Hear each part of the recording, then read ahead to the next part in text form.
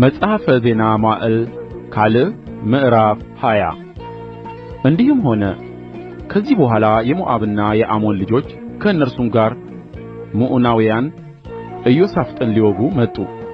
ወሬኞችም መጥተው ከባሕሩ ማዶ ከሶርያ ታላቅ ሠራዊት መጥቶብሃል፣ እነሆም ዓይንጋዲ በተባለች በሐሴሶን ታማር ናቸው ብለው ለኢዮሣፍጥ ነገሩት። ኢዮሣፍጥም ፈራ፣ እግዚአብሔርንም ሊፈልግ ፊቱን አቀና። በይሁዳም ሁሉ ጾም አወጀ። ይሁዳም እግዚአብሔርን ይፈልግ ዘንድ ተከማቸ። ከይሁዳ ከተሞችም ሁሉ እግዚአብሔርን ይፈልጉ ዘንድ መጡ።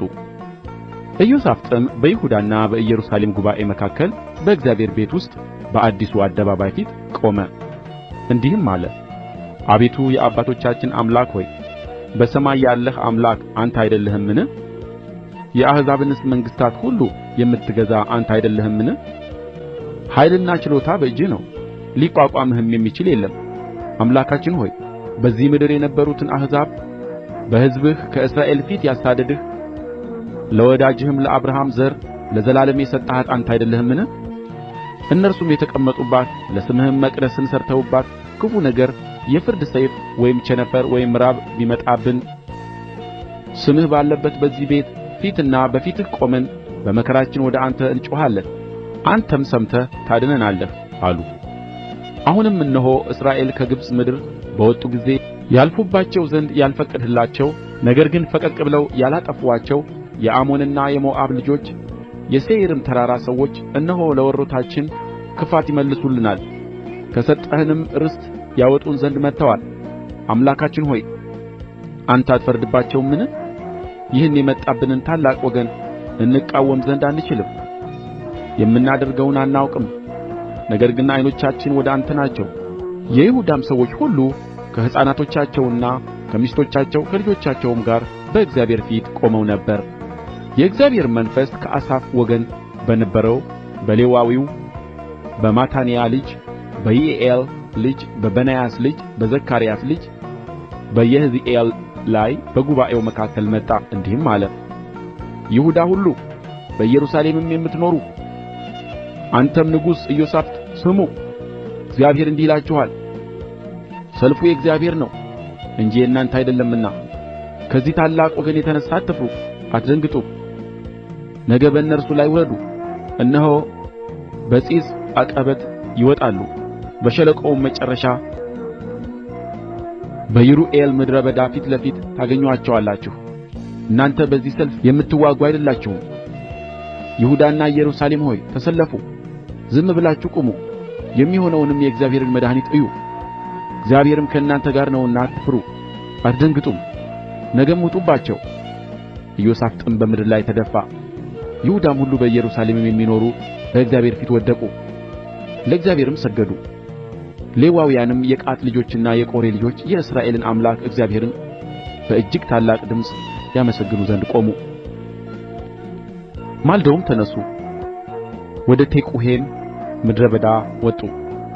ሲወጡም ኢዮሣፍጥ ቆመና ይሁዳና በኢየሩሳሌም የምትኖሩ ሆይ ስሙኝ፣ በአምላካችሁ በእግዚአብሔር እመኑ ትጸኑማላችሁ፣ በነቢያቱም እመኑ ነገሩም ይሰላላችኋል አለ።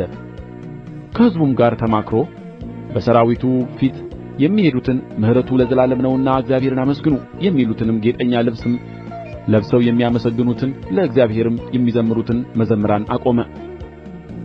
ዝማሬውንና ምስጋናውንም በጀመሩ ጊዜ ይሁዳን ሊወጉ በመጡት በአሞንና በሞዓብ ልጆች በሴይርም ተራራ ሰዎች ላይ እግዚአብሔር ድብቅ ጦርን አመጣባቸው። እነርሱም ተመቱ።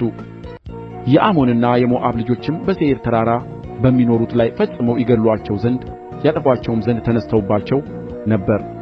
በሴይርም የሚኖሩትን ካጠፉ በኋላ እያንዳንዱ ባልንጀራውን ለማጥፋት ተረዳዳ። የይሁዳም ሰዎች ወደ ምድረ በዳ ግንብ በመጡ ጊዜ ሕዝቡን አዩ፣ እነሆም በምድሩ ሁሉ ሬሳ ሞልቶ ነበር፣ ያመለጠም ሰው አልነበረም። ኢዮሣፍጥና ሕዝቡም ምርኮ ይወስዱ ዘንድ መጡ። ብዙ ከብትና ልዩ ልዩ ዕቃም ልብስም እጅግም ያማረ ዕቃ አገኙ። በዘበዙትም፣ ሁሉንም ይሸከሙ ዘንድ አልቻሉም። ከምርኮውም ብዛት የተነሣ እስከ 3 ቀን ድረስ ይበዘብዙ ነበር። በአራተኛውም ቀን በበረከት ሸለቆ ውስጥ ተሰበሰቡ፣ በዚያም እግዚአብሔርን ባረኩ። ስለዚህም ያ ስፍራ እስከ ዛሬ ድረስ የበረከት ሸለቆ ተባለ። የይሁዳና የኢየሩሳሌም ሰዎች በፊታቸውም ኢዮሣፍጥ እግዚአብሔር በጠላቶቻቸው ላይ ደስ አሰኝቶአቸዋልና በደስታ ወደ ኢየሩሳሌም ይሄዱ ዘንድ ተመለሱ። በበገናና በመሰንቆ በመለከትም ወደ ኢየሩሳሌም ወደ እግዚአብሔር ቤት ገቡ። እግዚአብሔርም የእስራኤልን ጠላቶች እንደ ወጋ በሰሙ ጊዜ በምድር መንግሥታት ሁሉ ላይ የእግዚአብሔር ፍርሃት ሆነ። የኢዮሣፍጥም መንግሥት ጸጥ አለች፣ አምላኩም በዙሪያው ካሉ አሳረፈው። ኢዮሣፍጥም በይሁዳ ላይ ነገሠ። መንገሥ በጀመረ ጊዜም የ35 ዓመት ጕልማሳ ነበረ። በኢየሩሳሌምም 25 ዓመት ነገሠ። እናቱም የሺልሒ ልጅ ዓዙባ ነበረች። በአባቱም በአሳ መንገድ ሄደ፣ ከእርሱም ፈቀቅ አላለም። በእግዚአብሔርም ፊት ቅን አደረገ። ነገር ግን የኮረብታው መስገጃዎች አልተወገዱም። ሕዝቡም ገና ልባቸውን ወደ አባቶቻቸው አምላክ አላዘጋጁም ነበር። የቀረውም የፊተኛውና የኋለኛው የኢዮሣፍጥ ነገር እነሆ በእስራኤል ነገሥታት መጽሐፍ ውስጥ በሚገኘው በአናኒ ልጅ በኢዩ ታሪክ ተጽፎአል። ከዚህም በኋላ የይሁዳ ንጉሥ ኢዮሣፍጥ ሥራው እጅግ ክፉ ከሆነ ከእስራኤል ንጉሥ ከአካዝያስ ጋር ተባበረ። ወደ ተርሴስም የሚሄዱትን መርከቦች ያሠሩ ዘንድ አንድ ሆኑ።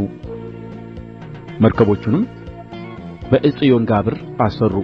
የመሪሳም ሰው የዶዳያ ልጅ አልዓዛር ከአካዝያስ ጋር ተባብረሃልና እግዚአብሔር ሥራህን አፍርሶታል ብሎ በኢዮሣፍጥ ላይ ትንቢት ተናገረ። መርከቦቹም ተሰበሩ፣ ወደ ተርሴስም ይሄዱ ዘንድ አልቻሉም።